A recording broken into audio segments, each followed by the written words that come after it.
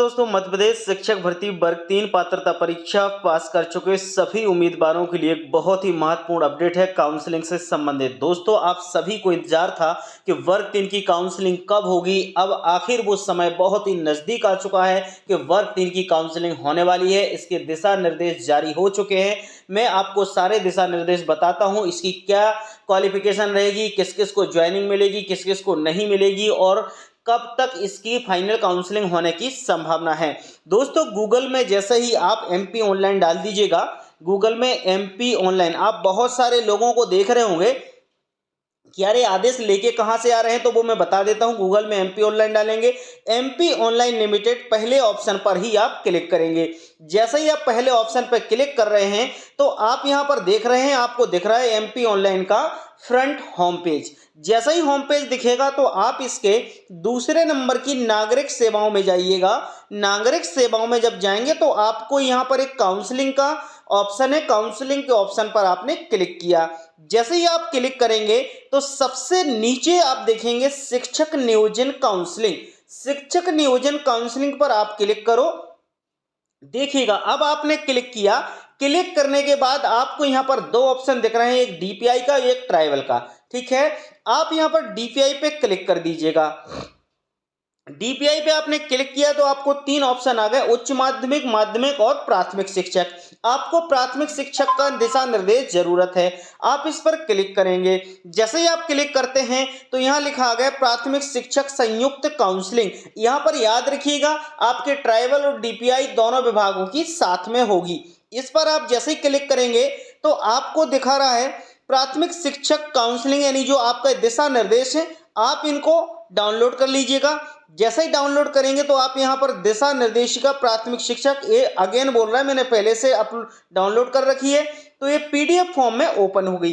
PDF form में open होने के बाद आप लोग आप देख लीजिए इसको, कार्यालय लोक शिक्षण संचालनालय मध्य प्रदेश, गौतम नगर, भोपाल, यानी प्राथमिक शिक्षक पात्रता परीक्षा में अर्ह पाए गए आवेदकों के काउंसलिंग के लिए दिशा निर्देश। दोस्तों, ये दिशा निर्देश आपको ध्यान से समझ लेना है।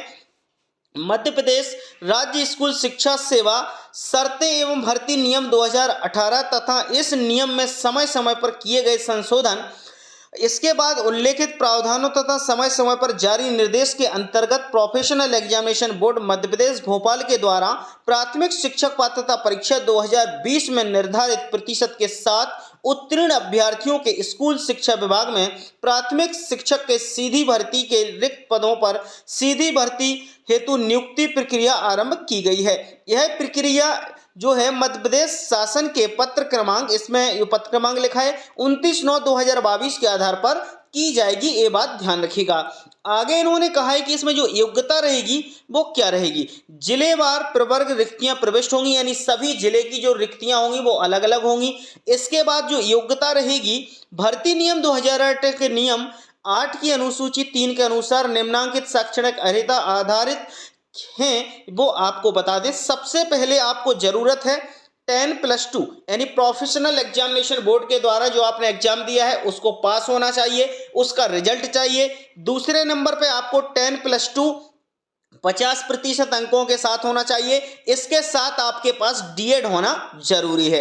दूसरी बात, यदि ये नहीं है तो 50% अंकों के साथ स्नातक तथा शिक्षक स्नातक बीएड, आपने बीएड की है तब भी आप इसमें ज्वाइनिंग आपको मिलेगी। इसमें लिखा है कि जिसने राष्ट्रीय अध्यापक शिक्षा परिषद द्वारा मान्यता प्राप्त संस्थान से शिक्षा स्नातक की उपाधि प्राप्त की है, उस पर कक्षा 1 से 5 तक पढ़ाने के लिए अध्यापक के रूप में नियुक्ति हेतु विचार किया जाएगा।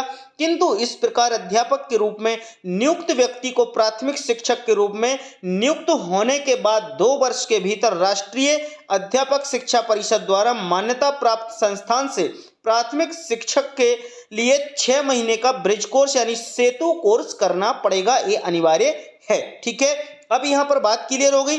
बाकी आप लोग आगे देख रहे होंगे, कम से कम 45% अंकों के साथ हाई सेकेंडरी, इसके समकक्ष तथा राष्ट्रीय अध्यापक शिक्षा परिषद मान्यता प्राप्त विनिमय 2002 के अनुसार प्रारंभिक शिक्षा शास्त्र में 2 वर्ष का डिप्लोमा होना चाहिए।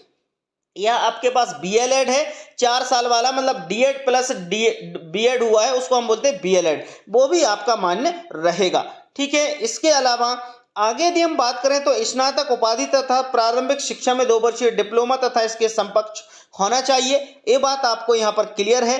आवेदक की आयु की बात करें तो न्यूनतम आयु आपकी 21 वर्ष होनी चाहिए। अधिकतम आयु की यदि हम बात करें तो पुरुष आवेदक जनरल में बात करें अधिकतम आयु 43 वर्ष। यदि आप अतिथि शिक्षक हैं तो आपको जो आयु वर्ष है 52 वर्ष होना चाहिए। इसके बाद महिला अनरिजर्व में मतलब जनरल में 48 साल की आयु आपके लिए है। आप अतिथि हैं तो 57 वर्ष है। यदि आप पुरुष महिला मध्य प्रदेश शासन के निगम मंडल स्वशासी संस्था के कर्मचारी तथा नगर सैनिक हैं तो आपको 48 वर्ष की आयु सीमा रहेगी। अतिथि शिक्षक का इसमें कोई रोल नहीं है। यदि आप अनुसूचित जाति जनजाति अन्य पिछड़ा वर्ग से आते हैं तो आपको 48 वर्ष और 57 वर्ष आपको मिलेगी अतिथि शिक्षक में।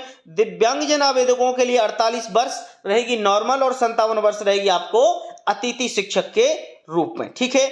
न्यूनतम एवं अधिकतम आयु की जो गणना होगी दोस्तों 1/1/2022 के आधार पर की जाएगी, यानी 1/1/2022 को आपकी आयु कितनी थी उसके अनुसार इसकी गणना होगी। ठीक है। अब आगे और कुछ महत्वपूर्ण बातें हैं यहां पर वो मैं देख लेते हैं और आपको बता देते हैं। महिलाओं के लिए 50% आरक्षण है, ये बात ध्यान रखिएगा। महिलाओं के लिए 50% पद रिजर्व है। भूतपूर्व सैनिकों के लिए 10% रिजर्व है, ये क्लियर है। बाकी सभी के लिए जिसका जैसा है वैसा ही रहेगा। लेकिन दिव्यांगजन को भी ध्यान रख लें, दिव्यांगजन के लिए 6% है और इसमें इन सभी का जो है ना 1.5% की जो सीमा उसके निम्नानुसार ये दी गई है। 4 तरह के दिव्यांग भाई लोग हैं तो उनको 1.5% यहाँ पर दिया गया है। ठीक है। आगे बात करेंगे इसमें जो महत्वपूर्ण बातें और कुछ होंगी इस नियम के अनुसार वो देख लेते हैं। यदि आपके मन में इसमें कोई भी सवाल हो तो मुझे बता दीजिएगा। जो परीक्षा शुल्क प्रक्रिया शुल्क रहेगी, प्रक्रिया शुल्क यानी अन्य आरक्षित अभ्यर्थियों के लिए 200 रुपये रहेगी। अनुसूचित जाति जनजाति अन्य पिछड़ा वर्ग दिव्यांगजन और आर्थिक रूप से कमजोर यानी ईडब्ल्यूएस के भाई बहनों के लिए 150 रुपये फीस रहेगी। ठीक है। इतनी बात क्लियर हो गई। अभ्यर्थियों को ऑनलाइन प्रक्रिया के संबंध में जिज्ञासा या समस्या का समाधान करने के लिए वो कॉल कर सकते हैं और आपको और भी जानकारी की ज़रूरत है तो वो भी अपन देख लेते हैं क्या आपके लिए महत्वपूर्ण है। इसमें आपके लिए और ऐसी कुछ खास महत्वपूर्ण बात नहीं है। इसमें लेंगे महत्वपूर्ण गतिविधियां और तिथियां। तिथियां इसमें अभी दी नहीं गई, कब क्या होगा ये तिथियां आपको बहुत ही जल्दी मिल जाएंगी जो मैं आपको अपडेट कर दूंगा। अब वर्ग 3 से संबंधित आपके मन में कोई भी प्रश्न हो, किसी भी प्रकार का डाउट लगता है तो एक बार कमेंट बॉक्स में लिखिएगा, 100% आपको जवाब मिलेगा सही और सटीक और सबसे जल्दी। तो वीडियो को शेयर लाइक कर दीजिएगा। चैनल पे न्यू है तो चैनल को सब्सक्राइब कर दीजिएगा। मिलते हैं नेक्स्ट वीडियो में नेक्स्ट